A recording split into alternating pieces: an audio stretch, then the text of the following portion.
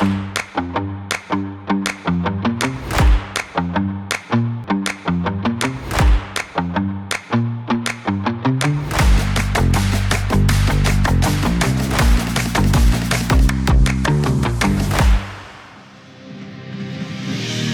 is 17 april, het is Witte Donderdag.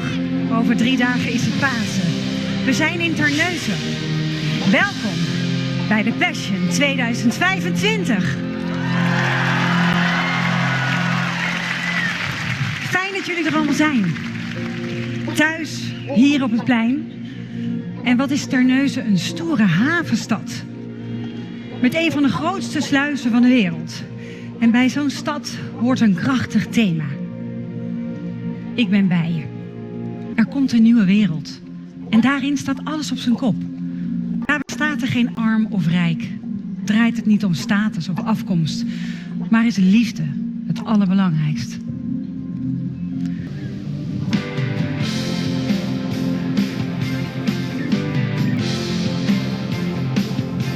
Wanneer is het klaar? Je weet wat ik wil en je wilt het net zo graag. We staan bij elkaar. Ja, ik ben Dorian Bindels. Ik ben acteur. Ik heb gestudeerd aan de toneelschool in Amsterdam. En daarna heb ik eigenlijk zowel in theater gestaan als in film en televisie veel gedaan. Ja. Hoe is het om de rol van Jezus te mogen vervullen in The Passion? Het is natuurlijk een prachtige rol. Het is natuurlijk, ik denk misschien wel de bekendste persoon ter wereld die ik mag spelen. En het is natuurlijk een prachtig verhaal over liefde die je eigenlijk gewoon de mensen geeft. De warmte, het licht en liefde. Ja. Vind je het een rol die bij je past ook? Of is dat heel groot gezegd? Nou ja, om mezelf nou Jezus Christus te noemen, dat wordt toch een lastige. Maar ik vond het wel heel mooi toen ik deze rol kreeg. Ik vind, alle rollen vind ik in principe heel mooi in de Passion. Helemaal niet met de Passion Hemelvaart. We hebben alle rollen veel meer verdieping gekregen eigenlijk. Maar ja, het feit dat je Jezus mag spelen is prachtig. Ja. Bid God om kracht, zodat je geen verkeerde keuze maakt. Ik ga bidden. Blijven jullie hier op mij wachten tot ik terugkom?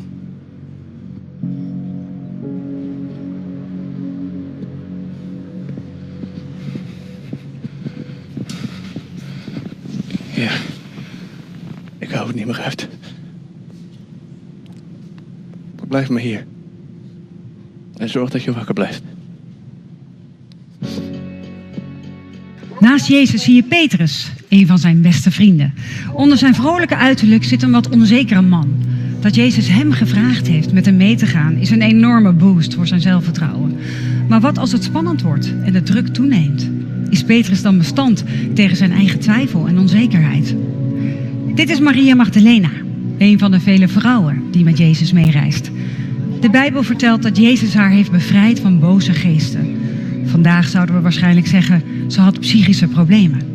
In elk geval, sinds dat moment doet ze er alles aan om dicht bij hem te zijn. Thomas is misschien wel de meest nuchtere van het stel. Hij laat zich niet snel meeslepen in het enthousiasme van anderen. Eerst zien, dan geloven. Dus zorgt Thomas dat hij erbij is. Dan kan hij het allemaal met zijn eigen ogen zien. Ik ben Fayen van der Bos en je zou me kunnen kennen van theater en ook wat televisie. En nu mag ik inderdaad de rol van Maria Magdalena spelen in de Passion, dus dat is heel leuk. Ja, en ik ben Guido en je zou me kunnen kennen van tv of van mijn theaterprogramma's. Ja. Nu spelen jullie een van de hoofdrollen in The Passion. Hoe is het om die rol te mogen spelen? Ja, echt heel erg leuk. Ik was ook meteen enthousiast toen ze me belden. Ik ben wel een Passion-fan. Ik kijk bijna jaarlijks. Dus ik vond dit wel echt heel erg tof. En ik vind de rol ook heel erg mooi van Maria Magdalena. Eigenlijk een vrouw die, zoals ze beschreven staat, niet per se in een heel positief daglicht stond.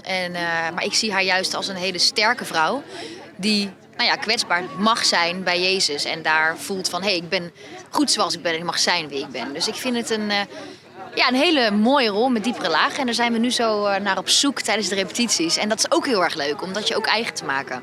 Ja. Vind je de rol ook bij je passen? Vind ik de rol bij me passen? Ik dacht wel meteen, ik ga hier mijn hele eigen draai aan geven. Net zoals dat de dames de afgelopen 3 jaar voor mij dat ook hebben gedaan. Wat ook hele mooie versies waren. Dus het gaat over mensen van vlees en bloed en je kunt er naar iedere tijd trekken. Dus ik vind het wel zeker bij me passen. Ja. En voor jou, Guido, je hebt ook al meerdere rollen gespeeld, natuurlijk niet in The Passion. Maar hoe is het dan om deze rol te mogen spelen als ongelovige Thomas? Ja, ik had er wel zin in. Ook gewoon dat je weet waar je naartoe gaat. Nou ja, Terneuzen. Even moeten googelen.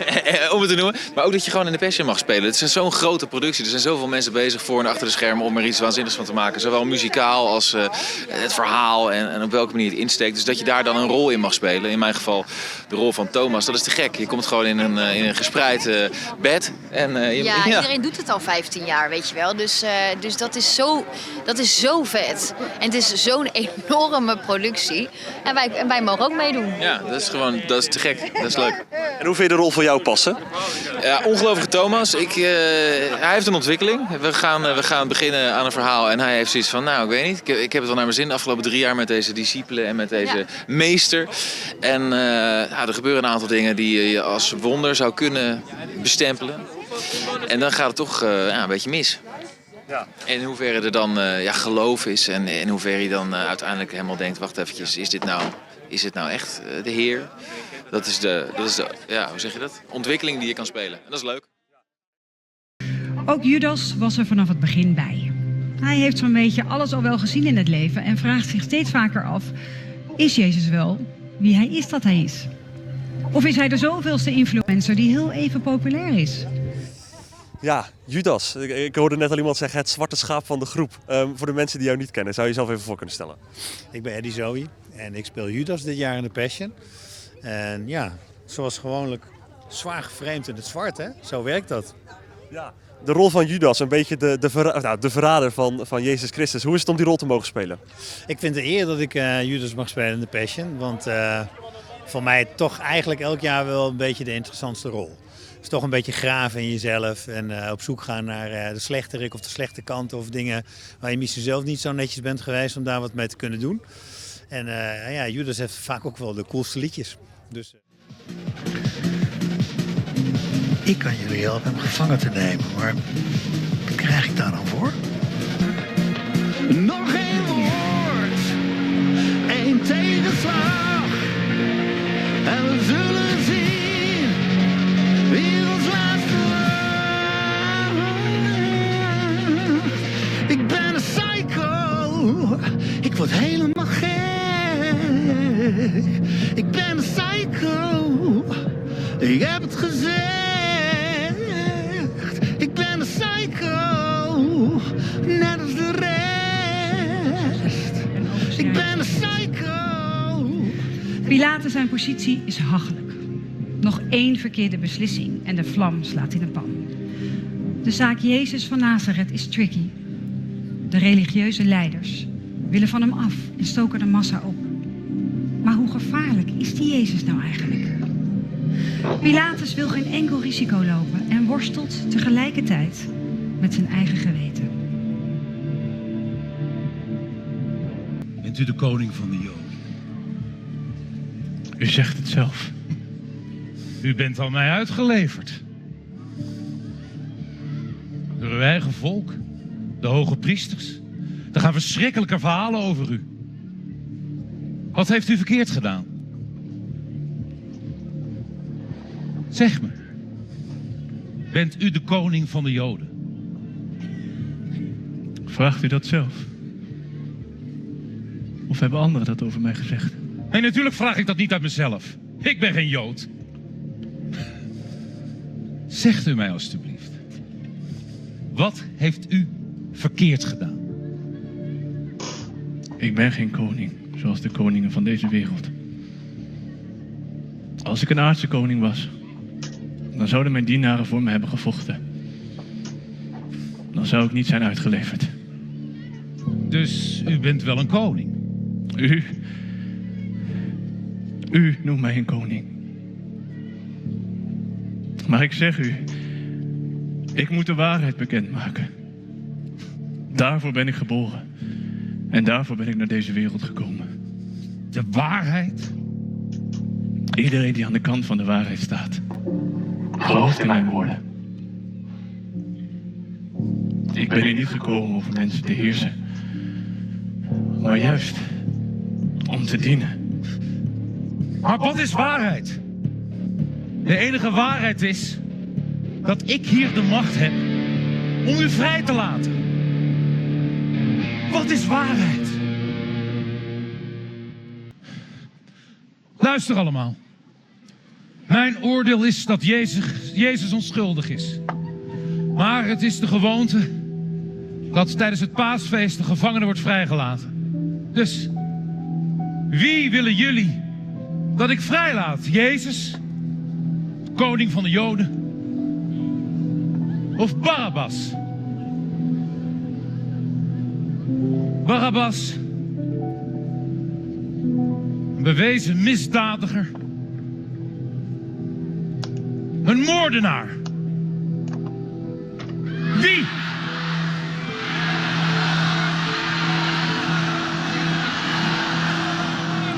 Oké. Het volk wil duidelijk dat Barabbas wordt vrijgelaten. Nou, laat hem vrij.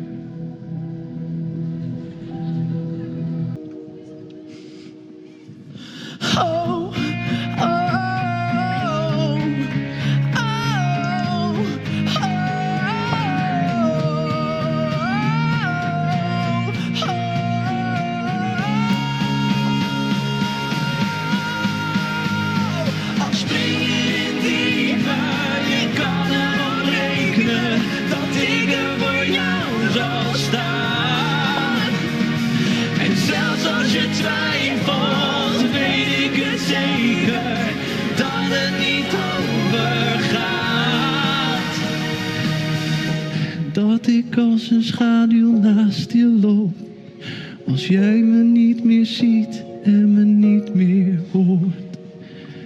Ben ik jouw schaduw en jij die van mij, omdat ik zoveel van je hou.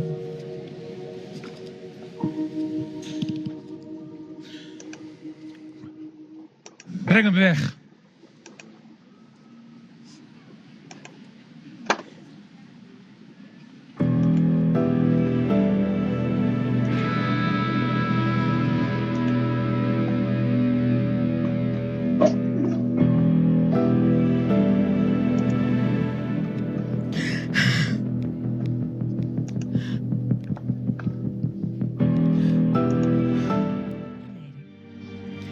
Het grote verlichte kruis is ook hier in Terneuzen. En Anita loopt daar samen met de dragers. Luister ik jouw naam nog, hoor ik steeds je stem.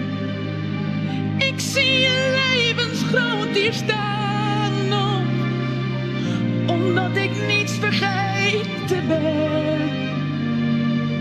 Maar waarom ruik ik steeds jouw geur nog? Of je bij me bent. Wat is hier toen met mij gebeurd toch? Ach, had ik jou maar nooit gekend.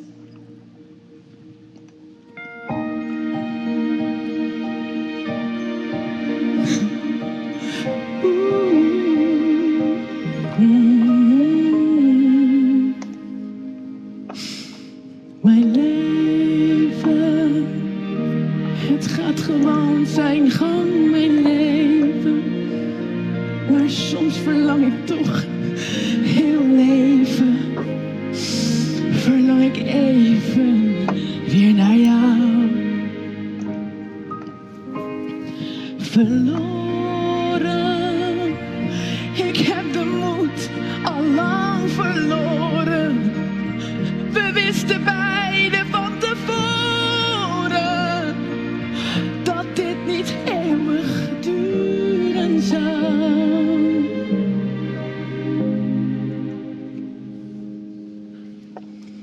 Maar waarom fluister ik jouw naam nog? Hoor ik steeds je stem? Ik zie je levensgroot hier staan.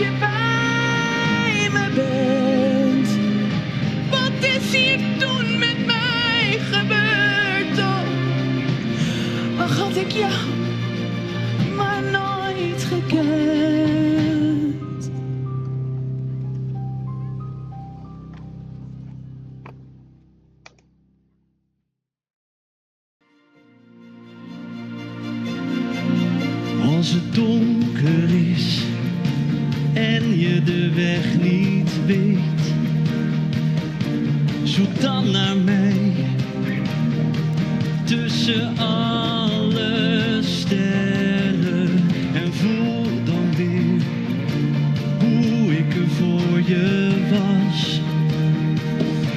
En leef met volle teugen als je aan mijn woorden denkt. Alles gaat voorbij, aan alles komt een eind, ja dat is wat ik zei. Treur maar niet om mij, want waar je ook zal zijn, oh ik ben bij je. Heb maar geen verdriet, leef maar en geniet tot we samen zijn. Treur maar niet om mij, want waar je ook zal zijn, oh ik ben bij je, bij je. Ik ben altijd bij je, bij je, tot aan het einde. Alles gaat voorbij, aan alles komt een eind, ja dat is wat ik zei. Treur maar niet om mij, want waar je ook zal zijn, oh ik ben bij je. Heb maar geen verdriet, leef maar en geniet tot we samen zijn. Treur maar niet om mij, want waar je ook zal zijn, ik ben bij je, bij je. Ik ben altijd bij je, bij je.